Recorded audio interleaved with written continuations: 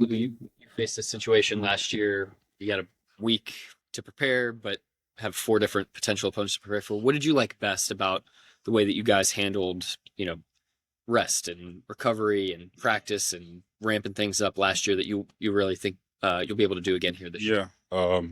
I feel like we just gotta attack those days. We earn a spot to have those extra days to rest and to see what we got next. So we just gotta attack those, attack our recovery, go hard in practices and but be smart but yeah, we earned to be in that spot. So, we'll use those days. We talk so much just about the way that you limit opponents, big time scorers in terms of efficiency. What do you sense out there on the floor just in terms of like volume? It just seems like players don't shoot that many shots when you guard them. Yeah. I feel like it's just the level of the defense I've been playing. Obviously, I do a good job by staying in front of the guys I guard. So, every shot they got to take will be a tough one. But at the same time, I got my teammates behind. So sometimes after that I get beat, I got the trust of my teammates and they always got my back. Lou, I've been making playoffs. What are you more confident about as a player, as a team, compared to last year? Just trusting the work, honestly. We went through some battles this whole season, so we just gotta keep it going. Stay true to ourselves, play our game, and then I'm pretty sure result will be good on our end. And Shade in November was just reflecting on the Dallas series and was saying that he felt he could have put some of the guys in better position in that moment. Just looking back like a full year later, how has he tried to do that, whether that's on and off the court?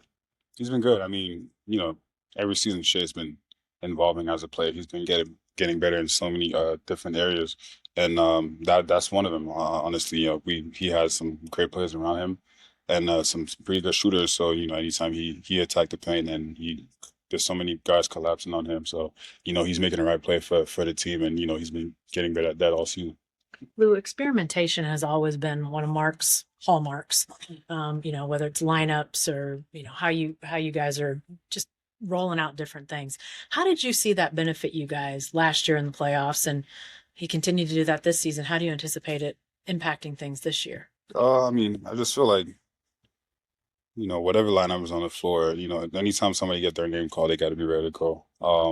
So we practice a lot. We seen a lot of different stuff. So us as players, we kind of know what to expect. So whenever we get our name called out there, whoever's on the floor with us, we just got to go out there and play hard and compete, and that's a recipe.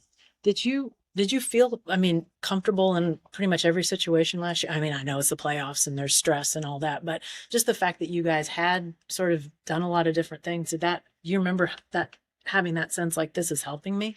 I mean, anything he's doing he's going to do that to help the team. Sure. So yeah, he's always going to put everybody in the position to succeed. So, at any lineups that was out there, we had a couple guys bringed up this year where we had to throw some different lineups on the floor. So, anything that we'll do in the postseason is something that we've already seen before. On that same tip, how's that depth? Because that's been one of your strengths this season as a team.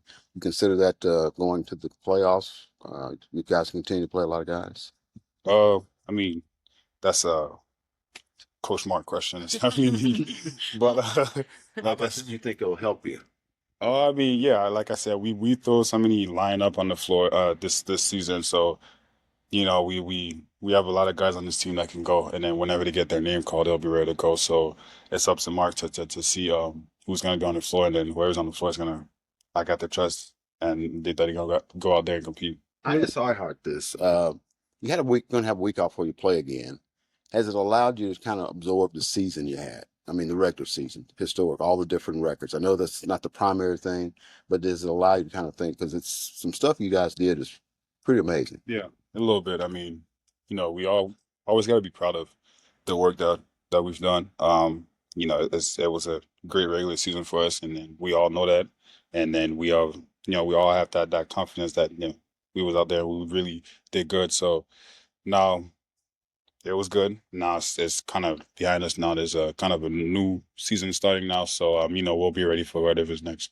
At what point in your basketball career did you decide I'm going to be a guy that locks people down? Because it's hard to get young dudes to play defense in the first place, especially at like AAU and younger levels. When did you decide that that was going to be your thing? It kind of happened in my AAU times. I was kind of underdog playing in Montreal for Brookwood Elite. I was the young French Canadian that just comes in the U.S. and plays against some high top ranks high school players. So my thing, I was like, I wanted to name my name to be out there as well. So I always wanted to guard the best player, the guy that was ranked at that time. So that's why I kind of got that type of confidence and that pride and like, oh, you rank and you that good. So let me see what you're about for real. And then that was just my approach, just to get my name out there, and then it worked well.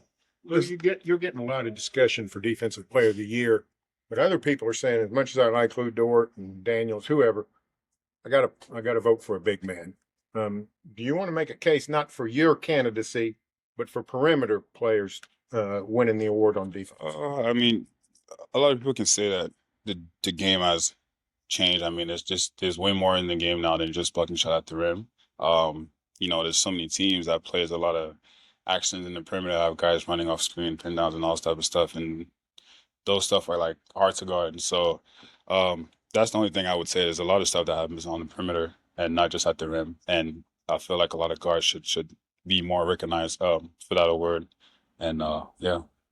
How has Alex? I mean, you're still oftentimes guarding the other team's best player, but Alex is obviously a high level defensive guy. How have you sensed even his presence on the floor changing things for opponents? A lot. I mean, he's really vocal. That's the biggest thing. I mean, that's a huge key on that side of the floor.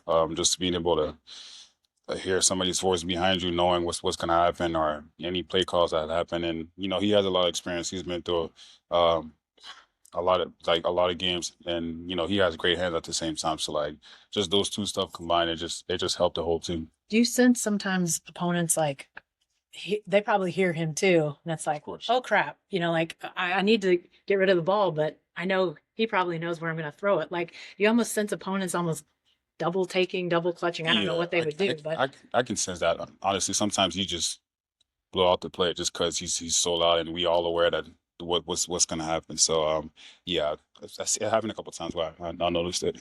When people talk about your defense, they talk about the physicality, your foot speed, athleticism, and your relentlessness. But I want to ask you about sort of just your preparation for a matchup. What does that look like, and does that go up a notch when you get close to the playoffs? I mean, I watched a lot of film. Like I've said before, I have my iPad where I have my notes and all that in there. So I mean, it goes up a notch a little bit in the playoffs, definitely, because we've seen the same team for a couple games. So yeah, I mean, it's really just talking on the details and some of the stuff that I really like to do, and then I just go in the game kind of knowing what some of the stuff they like to do. You guys have set up well for the future. Young team, playing great, a lot of draft picks, all that kind of stuff. And you got there by being patient. But how do you counter that reaching the playoffs and realizing, hey, this is a unique opportunity that we need to take advantage of? Nobody needs to be patient for the next 6-8 weeks. I mean, yeah, from where we are now, I don't think we have to. I mean, we here now, so it's not has nothing to do with being patient now. We in the mix, so we just got to go out there and do everything we got to do to win every game. It's not going to be easy. We got to take it day by day, game by game. But we where we want to be, and then we happy. We at this point now. Now we just got to go get it. Yeah, what's your answer to I don't call them critics or doubters, whatever you want, but they say men are too young. They haven't had enough disappointment. You as a team, what's your answer to that? I'm more into the team and trusting the work. Honestly, I mean, we work hard to get to that point. I mean, people can say anything. It is what it is. But we here for a reason, and we got here for a reason. You know what I mean? So we earned a spot to be here. So now we just got to go out there and compete and show it. Anything else? Thanks, Lou. thank you, Lou.